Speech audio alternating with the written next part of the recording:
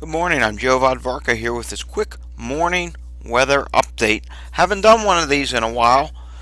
It's actually the first one of the winter season. Anyhow, we're watching a possible nor'easter for this weekend. It would be happening on Sunday. So we're still several days out. It's only Tuesday and it's only a potential event at this time. There's also potential this event could not happen. Anyhow, here we're looking at the 0Z European model, which just came in here about a couple hours ago. And this shows a fairly east solution right now and kind of a mess, and I'm going to explain to you why. Because you can see here in the Pacific Northwest, there's a ridge building here out here in the Pacific Northwest. That ridge builds, and then this storm system that you see up here in the upper left-hand corner of your screen, that comes in and the ridge just collapses. Here's our energy down here in the Four Corners region, which will eventually translate to an area of low pressure. Let's fast forward this. There's the energy. There's the ridge collapsing. Well, when a ridge collapses, that's not a good thing, because then you can't get any energy coming down from Canada to phase into this shortwave that's coming out of the southwest region. So therefore, if I continue this, as you see, here's a weak area of low pressure developing in the Gulf, but no energy is digging down because the ridge has flattened out in the northwest. Do I believe that's going to happen? No, I don't think that's going to be the way that's going to play out. And to be quite frank, this is the way the GFS model has been looking this evening. If we look at the European ensemble, we'll see a different outcome here. If we look at the European ensemble, taking a look at that, you can see an area of low pressure forms over here off New England, which generates a 50-50 low. There is a 50-50 low on the Operation European model, which I'll show you here. If we go back a little bit, here's the 50-50 low over New England. Same exact spot as the ensemble, but watch what happens when I advance this. That area of low pressure, which is our blocking mechanism that helps us get a storm, just goes poof. Look at that. There it is, and now it's gone. It just goes completely gone. I don't think it's going to disappear that fast, and the European ensemble doesn't think it's going to disappear that fast either. Here we are at 60 hours out again, and there's the 50-50 low, which is our blocking mechanism, because remember, we will not have a negative North Atlantic oscillation this going around, which does hurt us. But the 50-50 low, which is the blocking mechanism, that does compensate for us not having a negative NAO, which we typically would like to see for a big East Coast nor'easter. Advancing this, we see here, there goes the 50-50 low. It starts to exit the picture. It's still there. It's still close enough that it creates some blocking, and you cannot see in this picture, but there is still a fairly good ridge going on in the northwest. Here's our storm system starting to develop near the Gulf of Mexico, and if I advance this to 4.5 days, it's starting to get a little more organized than we saw on the operational model. And if I advance it to 5 days, here it is right off the coast of South Carolina. It's starting to organize now.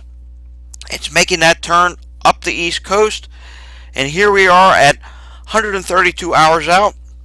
This is Sunday morning. This is 8 a.m. Sunday morning. All these L's that you see on the map here, that represents the 51 members. Now, not all 51 members do have a storm. There's a couple that don't have it. There's a couple that go way east. There's many of these members are west of the primary track. What makes the primary mean track is it's a combination of all 51 members. So all the 51 members put together, blended together, this represents the mean track of the low pressure that you're seeing on this map. And as you can see here, there's many members that are at or west of the mean track, ensemble track. So I counted it up earlier. There are about 30 members that are at or west of the track of the mean, and there's a couple that are way east of it that I do not agree with, that in fact could be screwing up the mean altogether and could preventing the mean from being a little bit more west, and then there's a couple that are just a few miles east of the mean. Let's go to the next frame. Look at the next frame. There's actually a couple members that go into Vermont and upstate New York. And a lot of members are still coastal huggers. And that, to me, is a red flag. Usually, during this time frame, with big storms that the European model has shown for several days, and the GFS model hasn't shown it at all, usually indicates we're coming into that period where the models are tending to lose the storm, but will potentially bring back the storm in a couple days. Let's continue on and take a look at the GFS model real quickly. We'll get the GFS model up here. That, by the way, was the HRR model, which is putting out some showers for this afternoon, as we will have in the system approaching from the northwest that will be coming through the system with a weak cold front. It's not going to be anything major because there really isn't a lot of moisture to work with, but a quarter of an inch of rain can be found in some places. Now we're going to take a look at the 500 millibar pattern real quickly on GFS, and you will see once again here, look at the ridge out in the northwest. It's not there, it flattens, and here's our coastal 50-50 low up here in the northwest. What does that do? That just falls apart, a little bit like the euro, and it really doesn't do much. As you can see here, there's no real amplified disturbance. Here comes the system out of the southwest, and watch what that does. It just shears up and just shreds apart. It never develops into a coastal storm. And now we're all the way out to our 168, which is beyond a meaningful point, as the storm system would be on Sunday. Finally, let's take a look at the Canadian ensembles. The Canadian at one time had a storm system on the operational model. It lost it at 0Z. 12Z Canadian had it on the ensemble, and believe it or not, the 0Z ensemble of the Canadian model actually went better than the 12Z ensemble from Monday afternoon. As we're looking here at 156 hours out, let's go back to 144 hours out.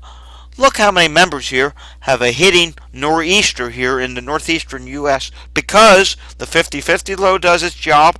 The ridge out in the Pacific Northwest remains amplified long enough that we get some downstream flow from the trough, and the trough phases into the southern stream system coming out of the Four Corners region, and it allows for the storm to come up the coast, and it provides rain and snow to the mid-Atlantic region. So what am I thinking at this time? I'm thinking we have about a 60% chance of seeing a coastal storm on Sunday. There's a good chance that it's going to start out as rain, and it could eventually change over to some snow. How much snow?